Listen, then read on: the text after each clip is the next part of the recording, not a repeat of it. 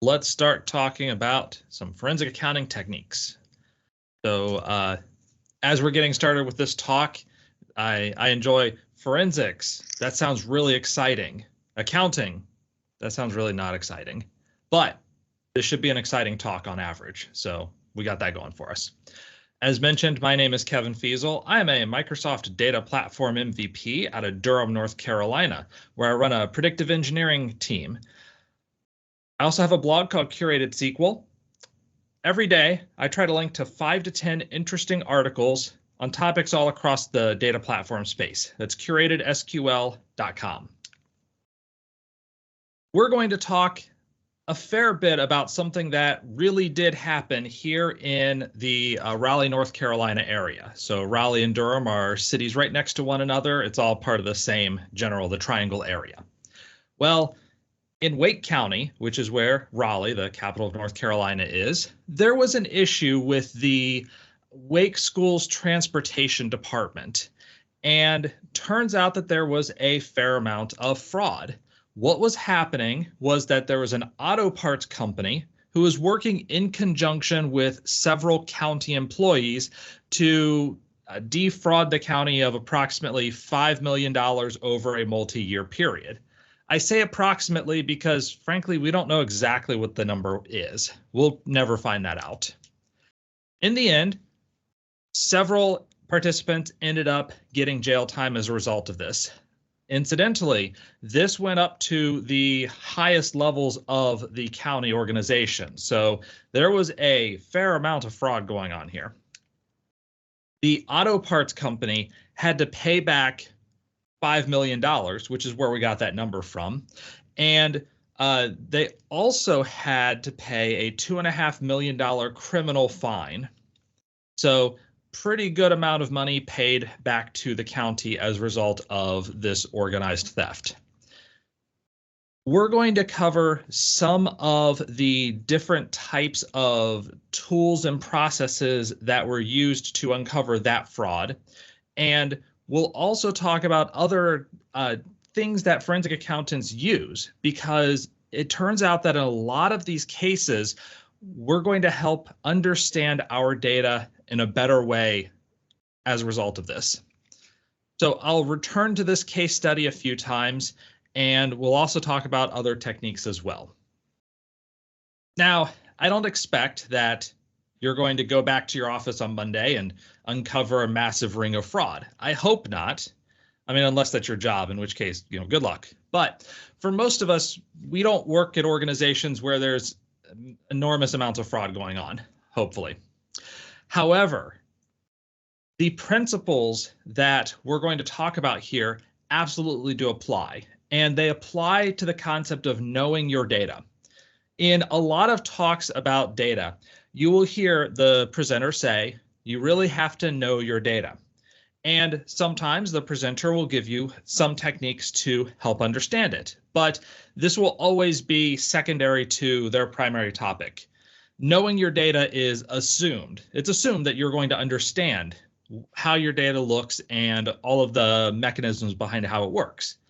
In this talk, what I'm really teaching you is how you can know your data. So this is a dive into understanding your environment and getting into some good detail on what that actually means. So let's start out by going specifically into this, knowing your data. By the way, if you have questions, please do feel free, put them into chat. I have chat right here, so I'll be able to see it the whole time. Now, let's talk about what type of data set we're going to use. I'm going to use a simplified version of this transit case. And I am going to emphasize this is all fake data. This is all generated data. I don't know that I could get the actual data to begin with, but even if I could, basically we'd spend the entire time going through the equivalent of some ERP system and trying to understand all the mechanics behind it, when really I want to focus on much simpler problems so that we can dive in deeper and talk about ways to analyze, as opposed to understanding the 600 tables that are in this system. The data setup is actually fairly easy.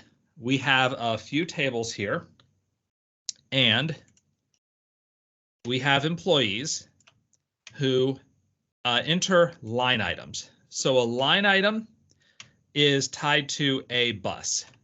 We have these transit vehicles, and every once in a while they need repairs. So that ties to an expense category. Think of expense categories as like we needed to replace seats, we needed to replace seat belts, repair mirrors, repair windshields, even things like repairing tires or purchasing gasoline. Now you buy that from vendors. Got to get the goods from someplace. And vendors will sell under certain expense categories. So one vendor may sell everything related to glass. They'll sell windshields, they'll sell mirrors, they'll sell that kind of thing, but they're not going to work on tires. Another vendor may specialize in tires. All pretty straightforward data model. And we'll see these components as we go on, but I wanted to give you that high-level view up front.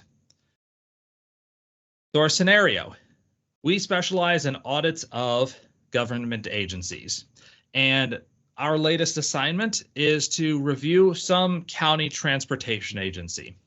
We've got a copy of their data model and a login with read-only access to some data. Now, they have a very complicated ERP system, just like everybody else has, but they've helpfully extracted out the key information, put it into some Azure SQL database, and given us a read-only login. So let's see, based off of just that information, what we can learn. And we're going to start out with some basic analysis. We'll focus on a few areas, starting with a summary analysis. Summary analysis is high level, trying to get an idea of the aggregates involved in your data. Row counts, data types, keys. So metadata and some simple aggregates. Here's some of the things that I'll look at when in real life, if I do consulting, I jump into a new database, or if I'm a full-time employee, when I start a new job. One of the first things I like to do is to look at disk usage by table. So a report built into SQL Server Management Studio. Sadly, I don't think there's an equivalent in Azure Data Studio yet, but it is a standard report in SSMS, and it shows you per table the number of records, data sizes, broken out by core data and indexes, and how much space is available. I like to sort this generally by either number of records or by size, and look at the first item. So we're going to look at the largest table, line item, and try to get an understanding of it. We can look at columns, keys, and constraints and indexes. Indexes won't be that important necessarily, although on a mature system, it does give you some idea, hopefully, of how people use this information, or how they've run DTA at some time in the past and created 500 indexes on a table. In which case, that gives you some additional information, but usually it's dissatisfying. Nonetheless, we can look at these columns here, and I can say, okay, well, we've got keys. Hooray, we've got foreign keys. And I can understand where these keys tie to. I can query just the top few rows just to get a feeling for the shape of the data. How often do I see nulls? What types of information do I see? What are rough ranges of data that I see? And can I understand what these values represent? So I've made this really simple, very straightforward, so we can understand that on a line item, we have an amount, we have a date, we have employees, expense categories, vendors, and buses. Real life examples, usually not that easy, but what we can do if we do have these foreign key constraints is once you have enough of a feeling about this table that you can move on, you pick the tables that are related to it and with foreign key constraints. So I may look at bus or employee or expense category or vendor. And in expense category, I'll have expense category and vendor. And remember that there is this vendor expense category combination, but we haven't gotten there yet. So we're looking at kind of each table spidering out, and you start with the biggest ones because usually that's where you have the most interesting information, the most rows, the most change, the most activity. Sometimes that'll be an archive table. Sometimes it'll be a table that data has been dumped into and nobody cares about, or a log table. You can figure those out pretty quickly and move on. But in this case, this line item table is the driving table for this data model. And once I go through this, I've already knocked out line item, bus, expense category, vendor, and employee. So I've already looked at those. I've already kind of understood what the purpose is of each. And then I pick the next biggest item on the list and continue through until I can scratch off all of the tables from this listing and get an understanding of that domain model. Or I may do some sort of cutoff where I say below this many rows, it may not matter as much if you have really enormous tables. As I do that, if you don't already have a database diagram, it is helpful to create one if you can. Database diagrams obviously matter a lot more when you have proper constraints. If you have foreign keys tying to other tables, if you don't have foreign key constraints, this analysis becomes a fair amount more difficult, but it's not insurmountable. Over time, you can kind of figure out where things tie together, even if there's not an actual key constraint. And that can help you in creating a data model to at least understand logically how things tie together, even if in the physical relational model, they're not there. So that's our summary. Looking at it 30,000 feet. We don't expect to understand everything about the data at that point. We just want to have a feeling for what information we might be able to get to. Then we can look at growth analysis. How do these values change over time? So this assumes that you have time series data. And whenever you have that date or date time value as a key component in a table, we can usually assume that there's time series. Most interesting information, like in a warehouse, most facts in a transactional database, most of the frequently changing data will have dates associated with it. And so it will make sense to do some level of change over time analysis. Usually we do this growth analysis against important additive measures. So company growth, how many customers do we have over time? How much revenue, how much cost? How many buses do we have in circulation at any given time? And track that to understand if there are major changes in patterns. Maybe the county got a grant where they were able to double the number of buses. We can understand, or at least see that data reflected, and can ask questions about, okay, well, why did this double? And somebody can tell us, oh, we got a grant, we were able to double the number of buses, and that's why everything else increased as well, like line items. So let's take a quick peek at how we might do some of this sort of analysis. And I'm here in Jupyter Notebook, and we're going to run R-based notebooks. So we will use a couple of packages. One is called the tidyverse. The tidyverse is an opinionated set of packages intended to get you toward cleaned up data that can be analyzed easily in R. Now, this tidy data is tabular data structure that looks suspiciously like what you would expect from a SQL query. The other package is ODBC, which is a way of connecting to relational databases. So I'm going to use a package called DBI, which is part of the tidyverse, to connect to the database. It'll be my local database, the forensic accounting database, and I'll use Windows authentication. You can, of course, change that to SQL Auth if you wanted. And I'm going to pull back some information on buses, employees, expense categories, vendors, and vendor expense categories. For most of these, I basically did a select star from. For vendor expense categories, I included vendor name and expense category so that we had a little more context, because that table itself just includes the vendor ID and the expense category ID. So now we've done that, let's look at buses. Buses, there are 700 rows with 3 columns, or 700 observations of 3 variables. We have bus IDs, the date that it was first in service, and the date that it was retired. So we know that some buses were brought into service. It looks like a fair number of them were brought in January 1 of 1990. And we have retirement dates, so when the bus was brought out of service. I'm going to clean up the structures because these are actually strings as they're imported in. So I'm going to turn them into dates so that we can work with them more effectively.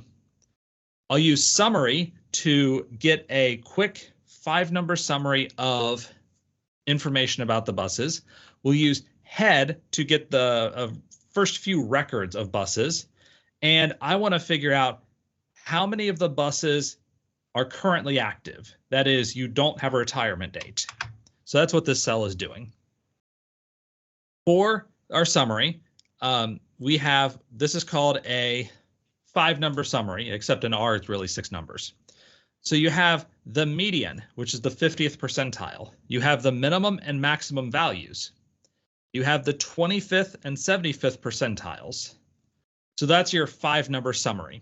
What is min, max, 50, 25, 75 percentiles. And as a bonus, they also throw in the mean.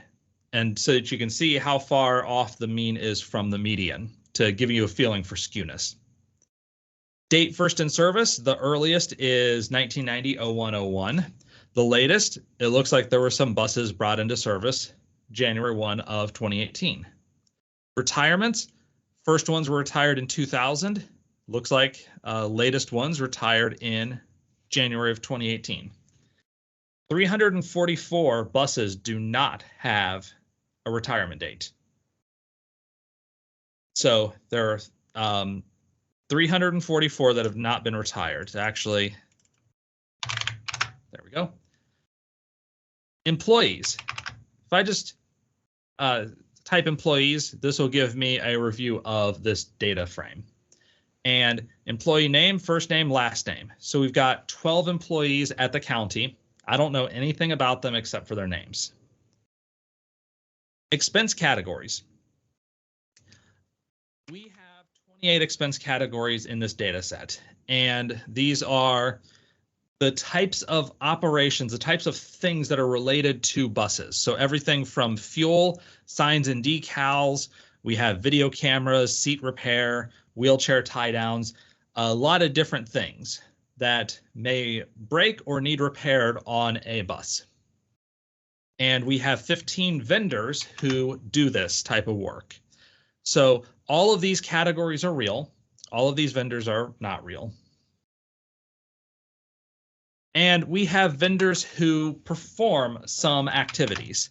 And so, for example, if I go to fuel suppliers, they only sell fuel. They don't do anything else. Glass and Sons, Glass and Accessories, they do several things. Electronics and Repairs, they handle several different systems as well. So we've got different vendors who will perform one or more activities. And there's some overlap in what these vendors do. Let's see how many different categories each vendor offers. So we can get an idea, is there a vendor that does everything? Or do we need to go to different vendors for different things? So I'll take this data grouped by vendor ID and name and then summarize to get the count. And it would look like this company does 12 separate things. And if we come back up here, we had 15 different vendors, and we have 28 different categories of thing to do. So even the most prolific organization does less than half of the total number of things. So it looks like we're going to be working with a fair variety of these vendors over time. There's not going to be a single place to go to get all your bus repairs. There are, by the way, a few suppliers who are sole source, like stop arms, crossing hatches, and gates. It looks like there's only one vendor in our data set who supplies these. There's only one vendor who does glass windshields and windows. But there are several vendors who do certain other categories. So that may be a problem. It could also just be realistic that, hey, there's only one company in town that sells bus accessories and cleaning tools. And so the county just has to work with that organization, or they signed a specific contract for certain rates. It's not necessarily fishy. It's not necessarily a problem. It's just helping us understand what's in this data. And for growth analysis, how have things changed over time? Well, we're going to look at calendar year and number of buses. And by the way, to make this data set a little easier, a little more tractable, I retired all buses at the beginning of the year, and I added new buses at the beginning of the year. So we don't have to worry about mid-year changes. So that way I can just group by calendar year and give you a count of how many buses there were, and that'll be it.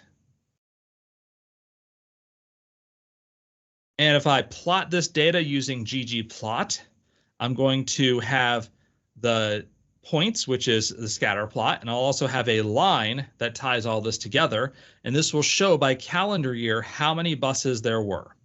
And this is a pretty consistently growing line. It's a very straight line. So it looks like there is a quite regular pattern for how many buses come into circulation. Let's look at number of invoices per year. So calendar year, number of invoices from line item. And there was a very regular growth pattern, and then it exploded. That explosion is strange. I mean, we're talking about nearly tripling. So this is worth further investigation. Huge spike, looks very weird. Expenditures per year. So we know that the number of line items increased. We don't know why. The amount spent went from under $1 million to $5 million. So that's an enormous jump over the course of 1 year. If your spider senses are tingling just a little bit, that's fair. When you have a pattern that looks this consistent and then radically changes, a little sus. But what can we say about it right now? It looks weird. I can't tell you much about it, though. It could be perfectly legitimate. There can be every reason in the world that this increase happened. So we're going to keep digging, we're going to keep learning, and we'll find out what we know. Sometimes, though, it's the lack of information which is more interesting than the information itself. And this is where gap analysis comes into play. In T-SQL, there's a concept called gaps and islands. And this is a solution that will help us find missing values in a sequence. Quite often, we'll expect certain sequences to be complete in the financial world. So for example, if I have check number 1006 and check number 1008, I had better have check number 1007 in there somewhere. If I don't have 1007 accounted for, then there is a possibility that there could be somebody writing a bad check and withdrawing money from my account, that they have stolen the check and they have been able to withdraw money without my being able to record it in the books. You can eventually figure out that this has happened, but accountants don't like that possibility, that risk. So if you didn't submit the check, if you didn't actually use the check, they want to see a voided copy of it. They want to see the shredded remains of it. They don't want to have these gaps. Same thing usually applies with things like purchase orders or invoice numbers. Usually they'll want to see consistency because a gap is a possibility for fraud. Even if there was no fraud that occurred, it opens up the possibility. So let's look at how we might be able to check for gaps in sequences. And for this demo, I'm going to stick with Python, and we're going to use PyODBC. And PyODBC is a way in Python to connect to a relational database. So let's reload that extension. Because I'm using this IPython SQL package, I can start off my cell with %SQL and it will execute a SQL query. I'm going to connect to an ODBC connection called Forensic Accounting. If I pop open my ODBC administrator,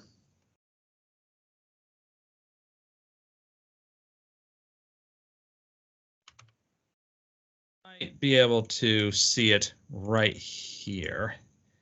And looks like Zoom It died on me, so that's okay.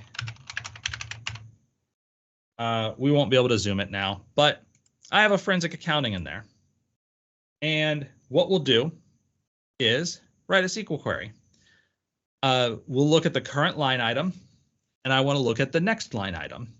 And to do that, as of SQL Server 2012, the easiest way to do it is to use the lead function. So give me the next line item ID, ordered by line item ID, call it next. And then I want to say current line item ID +1 as the range start, next line item ID -1 is the range end, where the next minus the current is greater than 1. And what that does is it shows us that we're missing 6 and 7, 14, 20, 199 through 202, and 339 to 341. These are line items that are not available to us. Here is another way of doing it using a numbers table or a tally table. So I just wanted to show you that there are several ways to do this. In this particular approach, we're going to see the individual numbers. So that way I can print them all out instead of just the ranges.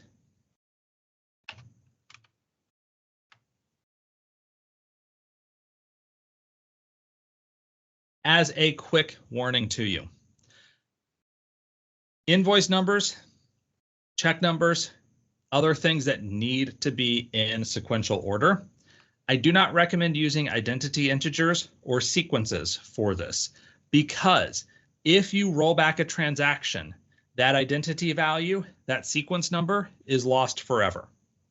That is intentional design in the way that identity values and sequences work. They are not intended to be mechanically sound, guaranteed methods for getting to the next value. Instead, they are guaranteed to be unique, not sequential. It may be better to use a surrogate key for storage, so I could have that identity integer as my ID, but then generate an invoice number. Maybe I generate that only after the transaction saved successfully. So I've made all these changes, and now I'm going to apply an invoice number to it as the last thing in this transaction. There are other approaches that you could take as well, but that's one that's a possibility. Next thing we're going to talk about is regression analysis. So in this case, we're going to have a dependent variable, which is a fancy way of saying a thing whose behavior we want to explain. For example, I want to explain how we got a number of line items per year. So what kind of model could tell us how many line items per year to expect? We have independent variables. These are the inputs to the formula which give us our dependent variable. So that might be the number of buses. It might be things like the number of miles traveled. It could be the how rocky the roads are, how well maybe a road construction factor, how well the drivers are, how much traffic there is. We can have really complex models that give us a feeling for how often certain types of incidents will occur that require a particular bus to be repaired. And aggregate that to the level of all of our buses to get a feeling for how many line items or how much money expended is reasonable for a given year. And we need known data points. We need actual values of what those independent variables looked like and what that dependent variable resultingly was. Regression analysis can get pretty complicated. By pretty complicated, I mean entire book-length treatises on the specifics of regression analysis. But if you do have a feeling of what the data ought to look like, this can help you either confirm or disprove a conjecture that you have. And regression analysis, even a fairly simple version of it, can be really important. Going back to the Wake County case, this is actually the way that they figured out that there was fraud. As accountants were going through the books, they had noticed that the number of buses in service was increasing over time and maintenance costs were growing over time. But then there was this period where it was several $1 million over expectations. And as a result, the accountants were able to say, wait a minute, that doesn't look right at all.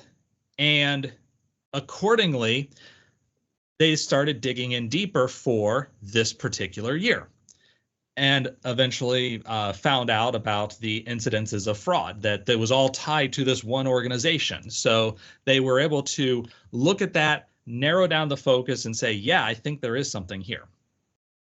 So Eli has a question. Any recommended books or materials about regression analysis? The answer is yes. And at the very end, I'm going to run over to the other room and grab the book and I'll show it to you.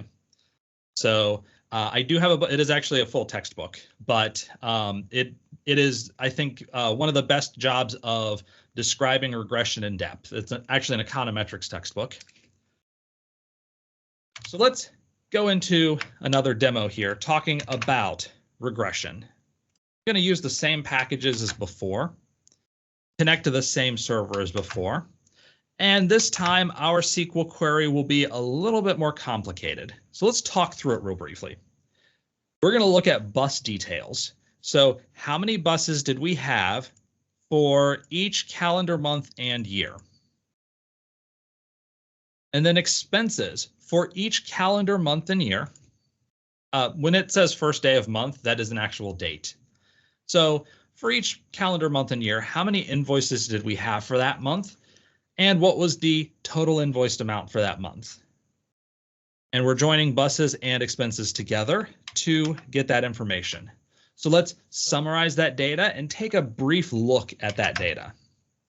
So summary shows us calendar month ranges from 1 to 12, year from 2011 to 2018, number of buses, 110 to 364, and total invoiced amount, $15,000, $564,000. So yeah, pretty big spread. And then here's what Glimpse has us take a look at. It just shows the first few values for each variable. If you want to build a linear regression, ordinary least squares linear regression in R, the formula is LM.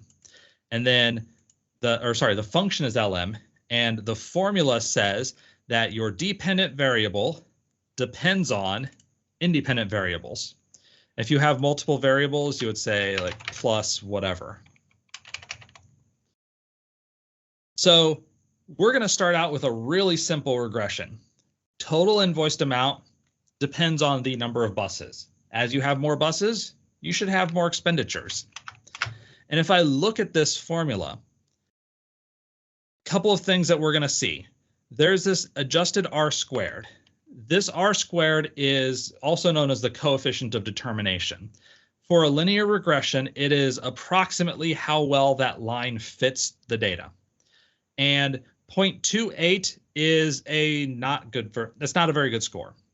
What marks a good score will depend greatly on the subject matter. So in physics, you may want an R squared that approaches 0.999. In social sciences, if you get a 0.3 R squared, that's actually pretty good. You're explaining 30% of human behavior with whatever inputs you have. And considering how erratic humans behave, that's actually a really good answer. If you end up with like a 0.9 in a social sciences survey, I'm immediately suspicious that you've done something wrong. So 0.28 though for expenditures based off of activity, probably not that good. I'm not impressed with this at all.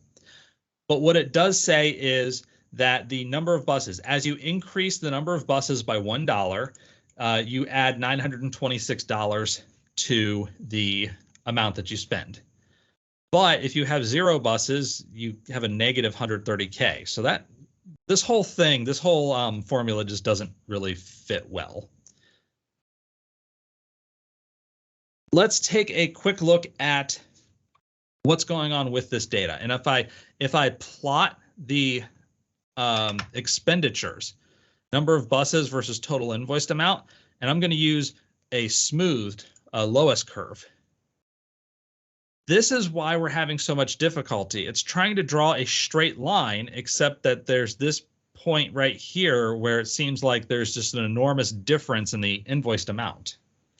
So it's not able to draw a straight line very well. So let's look at how this fits prior to 2018, because 2018 was the year we had that enormous spike. Before then, it looked like there was a consistent pattern. And if we do fit prior to 2018, our R squared goes up to 87%. And basically, it says we're going to spend $700 a month no matter what. And that's close to 0. That's effectively rounding error. And every new bus you add adds about $200 per month in expenditures. If we plot this data, this is plotting the regression results. These are residuals versus fitted. So in other words, when you spent $50,000, like all of these values were around $50,000, how far off were we? So in this case, we were off by $10,000. We were $10,000 too high in our prediction. In this case, we were about $5,000 too low in our prediction. So we have some range, but a lot of this is kind of bounded around 0. So we're missing some high, we're missing some low, but we're not very consistently off. So that's actually a good sign. It says that we're not ridiculously far off. And I'm going to keep going down here and look at invoice counts against bus counts. So we were looking at dollars, and with dollars, we were able to get a pre-2018 model to explain 86% of behavior. If I look at number of invoices pre-2018 by month, that explains 94%. So actually does a really good job of explaining what's going on here. If I add in calendar month, you may say, maybe that'll make the model even better. So let's see what happens. 94% from 94%. So it doesn't really change the model very much in terms of how well it explains. If I look at this, number of buses, so each bus generates 1 invoice per month, and each calendar month generates 1 per calendar month. So like December would generate 12. By contrast, up here, 1 invoice per month per bus. So it doesn't really change this number. It adds in this thing, which doesn't help us very much because now our intercept becomes negative. It's not explaining things in a way that makes a lot of sense when you understand the model. Unless you could kind of say that, well, there are more invoices in December, November, October, the higher numbers, but I don't think it's helping us understand the behavior that well. What if I looked at calendar year instead? Well, here I'm still not explaining very well, and unfortunately, number of buses is no longer significant. Instead, the year is significant, but it's not very significant. The number of stars here, by the way, tells us just how important this variable is. And our intercept drops down to negative 46,000, which is very strange for number of invoices. So why is it negative 46,000? Well, because we take calendar year, like 2011, and multiply it by 23. And then subtract 46,000 and add 0.3 times the number of buses.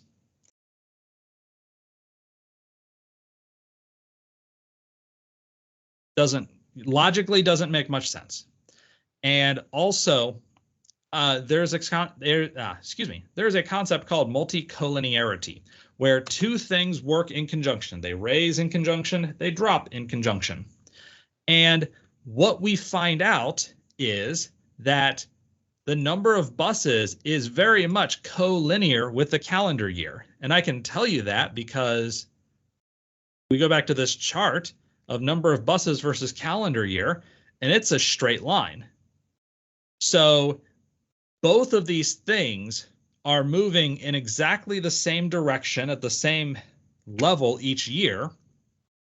And as a result, if I look at the correlation between number of buses and calendar year, there's a 99.6 correlation. I'm having to change these numbers a little bit because I reloaded the data since last time I did this. So slightly generated differently.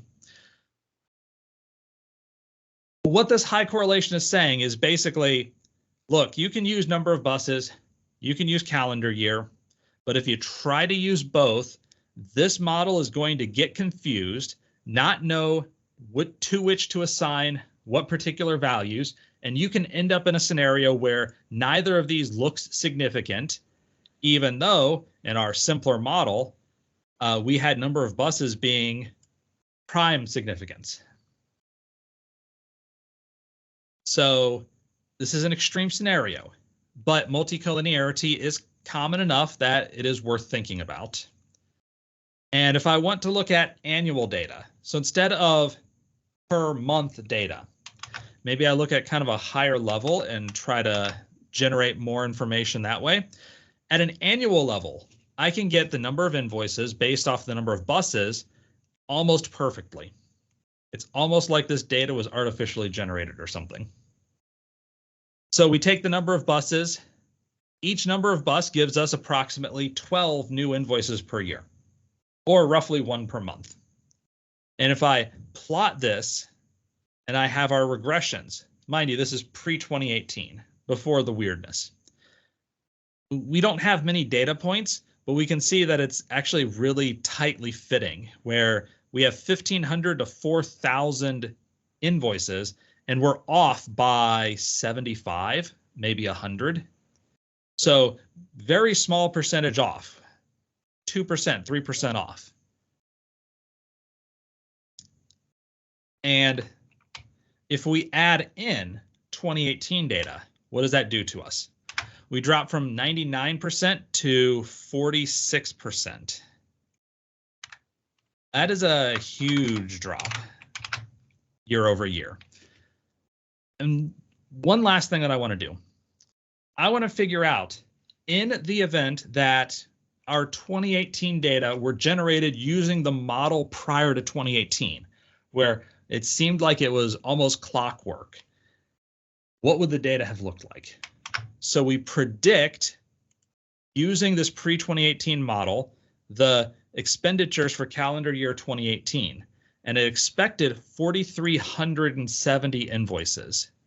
But in actuality, we ended up with 12,000 invoices. 4,370, by the way, would have been about 300 more than what we had in 2017. And you can see that there's about 500, 400, 300, 400, 500. So 300 to 500 per year on average that we've jumped, and then it jumps up by 8,000.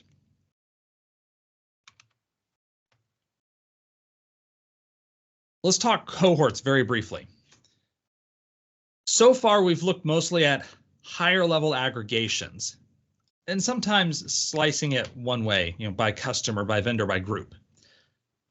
But we haven't really done cross vendor analysis or looking across the entire data set at that level below total aggregations. There are a couple things that we're looking for in here: duplicates and cardinality.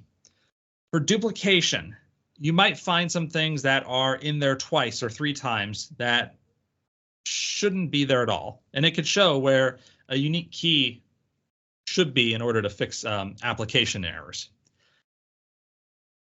Or things that are very close but are not quite the same, where I may have a typo in the text. And so foundation and fundation both appear in the drop-down list. You can calculate this in several different ways. A couple of simple ways, Levenshtein distance or soundex, even pattern matching, give you the comparison from one string to another string. And depending on the level of sophistication necessary, this can be very complicated in terms of compute, and actually fairly complicated in terms of model usage to figure out what things should be similar in terms of strings. Which strings are, in fact, probably the same thing, but maybe there was a typo. Going back to the Wake County case, the type of duplication that was of interest was actually duplication of effort. There were 24 separate days in which this auto supplier submitted 50 or more invoices, all of which were under $2,500 to the county. So there are a couple of important things to think about here. We have this level of duplication. One is, I will tell you, that is abnormal. One of the reasons that it's abnormal is if I submit 50 invoices, my expectation is that some of them probably get lost. So I want to submit as few invoices as possible. Number two, if I compared this auto parts company to other organizations submitting invoices, they did not submit on average nearly that many invoices per day. Weird thing number three, $2,500 was a special number for the county because above $2,500, you needed 2 signatures from the county to sign off on that invoice. Below $2,500, you only needed 1 signature. So the auto parts company submits the invoice for $1,800. Corrupt employee signs off on it. Auto parts company, corrupt employee split the money, where they'll get the auto parts company gets the $1,800 and then they kick back $600, $700, $1,000 to the employee, and all that money comes from county taxpayers. So all of this type of duplication here is stuff that's not trivial to find, but once you do start looking for it, you find that behavior, you see how that behavior differs from everybody else. And that kind of takes you to the next level of analysis. So let's look at this data in R, again, tidyverse and ODBC. And I'm also using a data.table package. Data table is really powerful, extremely fast. Wish I had more time to talk about it today. But let's look at number of invoices per day. So I have the date, the bus, the vendor, and the number of invoices. And what I want is the number of invoices and how many times that number occurs in our data set. So 1 invoice in a day, 30,000 times. 2 invoices per bus per day, 500 times. 3 invoices, 26 times. And we get 26. So let's find out who's sending multiple invoices per day for the same bus. And by the way, the county rule here is that the vendor is supposed to send in an invoice per bus per day that they work on it. Of the 509 90 some or 600 or so duplicates. 557 are from this supplier. That is roughly 2 orders of magnitude larger than the next largest player here, or every other player. So that's a little weird. Keep that in the back of your mind. It is weird. Cardinality checks. So let's look at the line items. I'm just going to pull in all the line items from SQL Server and run this rapply function. So rapply in R takes a data frame and applies a function for each column in the data frame. And the function that I'm going to call here is give me the number of unique values. So we have 30,000 line items, 460 buses, 15 vendors, et cetera, et cetera. So there were 460 buses that had some type of maintenance, and some numbers retired with no maintenance at all. Not a big deal. Cardinality is also helpful. So let's look at invoices that are between $850 and less than $1,000. For this county, $1,000 is the cutoff. That's the 2-signer cutoff. So we look at the number of invoices that are between $850 and $1,000. Looks like 2,159 total invoices from 12 vendors were in that range.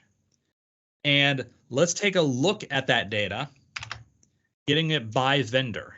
So we're keyed by vendor ID and we have the number of high value invoices. And vendor 5 shows up again. So it could just be that vendor 5 sells a lot of stuff that's fairly expensive. So again, not necessarily suspicious. There are going to be extremes in your data, and extremes aren't necessarily suspicious. But the fact that I have to keep telling you it's not necessarily suspicious actually means it's kind of suspicious. So let's look at how many invoices they have over $1,000. Like I said, maybe they just sell expensive stuff. They have no invoices above $1,000. I don't know, maybe they sell moderately expensive stuff that's just never above that cutoff. So let's look at $995 or more. And as we're going down, we can see that there are some that are, close, close, close. And then 1,446 are exactly 1 penny short.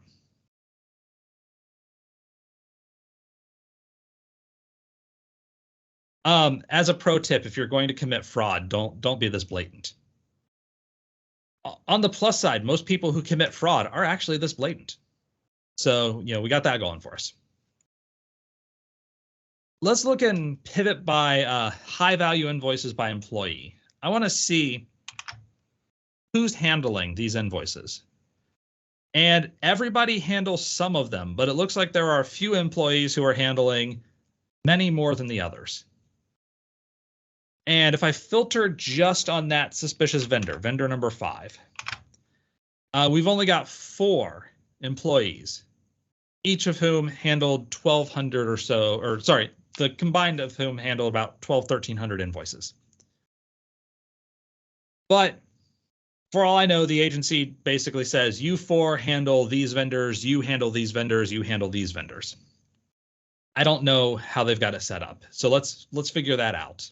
We're going to filter for line items where vendor is 5, and we're going to look at the year 2018.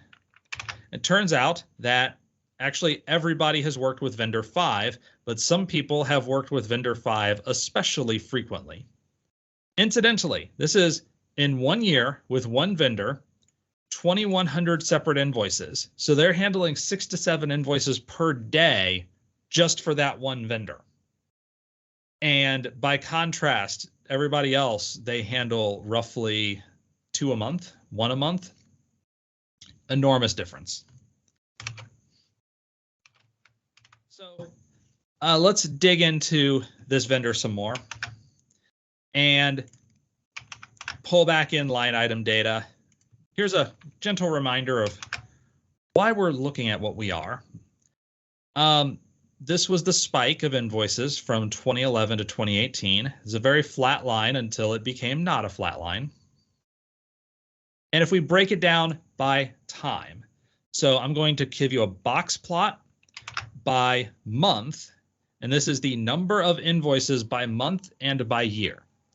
And what we have is a fairly steady increase, not that much in the way of range, except that in 2018, our lowest point, I mean, actually looks like the lowest point here is in line with the prior year, but then we have this enormous variance, huge range, with the peak somewhere around 1,500 or so invoices in that month.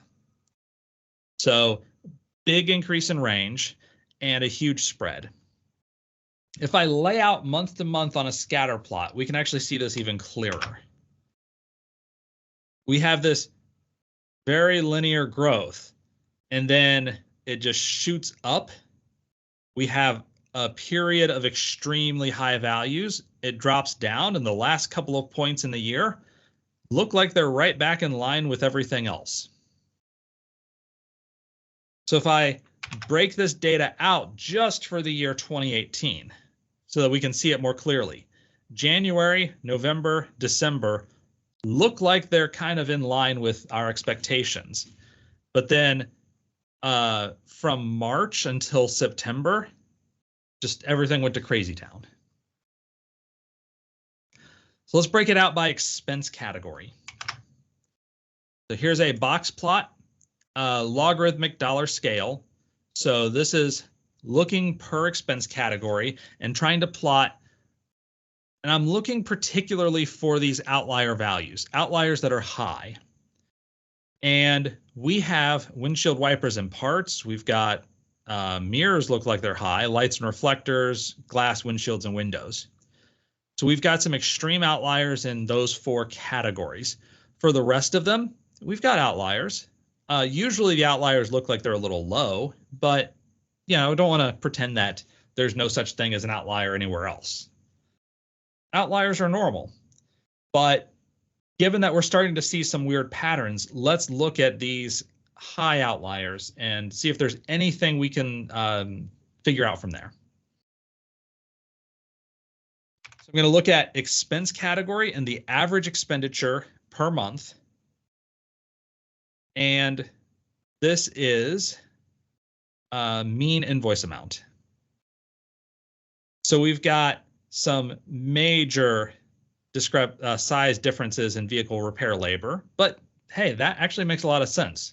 Sometimes repair labor is, I needed to unscrew the mirror, screw in the new mirror. Sometimes it was major fender or body work. So I can understand that. Exhaust systems, big ranges. We do have some jumps here with glass and windshields. Windshield wipers and parts, looks like there's some jumps here. So how about I compare vendor 5 versus others in glass, windshields, and windows? So I picked glass, windshields, and windows. I mean, it had some big jumps. And vendor 5 happens to be the only vendor in that category. So, all right. How about I look at everything that vendor 5 does and compare it to all the competition in any categories? And here, glass, windshields, and windows, obviously, as I mentioned, they're sole sellers. Here, they're lights and reflectors. This is all pre-2018 data. So they're in line with their competition. Mirrors, they're in line with competition. Wipers and parts, in line with competition. If I look at this, I'd say, yeah, I mean, I could see going with either of these vendors. There's not a major difference in expenditures. I mean, if anything, maybe these guys are a little bit cheaper. So what if I do just calendar year 2018? It no longer looks like they are less expensive. In fact, they are much more expensive. Like here's mirrors. These guys, their mirrors are $60, $70 on average, that median. Here, the median is $375. And incidentally, the size of the bar plot in this R graph represents the number of invoices. So the prices got a lot more expensive and they had a lot more invoices. That's not adding up very well. So let's look at the employees. I'm going to look at a box plot of the amount of an invoice versus the employee name. And what we have, all 12 employees, they've got spreads. Some of them are a little higher than others, but nothing's too outlandish. Looks like there are 4 people who have pretty high spread. But let's focus on this one vendor pre-2018 and into 2018. This is pre-2018. There are differences, but everybody's in roughly the same category. If I look at 2018, there is a distinct difference in behavior. These 4, radically different. The other 8 still seem like they're behaving approximately similarly. And incidentally, if I look only at January, November, December, we're back to there being some differences, but we don't have that extremes of behavior. So during the calendar months, March through September, those 4 people were behaving in a radically different way, which just happened to be the same periods where there was massive fraud. And last little bit, we know that $1,000 is the cutoff point. So this is overall behavior. We see this huge wall at $1,000. This is what it looks like for Glass & Sons. They have an enormous wall at $1,000. This is what it looks like for everybody else. They don't even look at $1,000. There is no wall for anybody else. So when there's only one vendor who's behaving this way, and there are certain employees who are involved in all of these expenses, it's worth taking a look at those employees and understanding what's going on and digging more into what's happening there. I do have a couple more demos, but because we're out of time, I want to wrap up and say this has been a brief survey of some forensic accounting techniques using both T-SQL and the R programming language. The word I'm looking for is fraud. Yeah, that's what I'll say is this by itself, if I were to show this, wouldn't necessarily be enough to convict somebody on fraud, but it would send the forensic accountant bloodhounds after them. This is enough information that you would get the accountants, they would be giddy because they'd be getting steak dinners. So yeah, if you saw something that was this suspicious, the auditors will be like rubbing their hands in glee. If you want to grab details on the slides, the demos, if you want additional resources, that's at csmore.info/on/outliers. Questions, feel free to hit me up via email, or every once in a while, I am on Twitter. And I'm going to run over, grab that econometrics book. So I'll be back in 8 seconds. All right. The best book that I've found for regression analysis is actually called Introductory Econometrics, A Modern Approach by Jeffrey Woolridge. So let me put that into chat.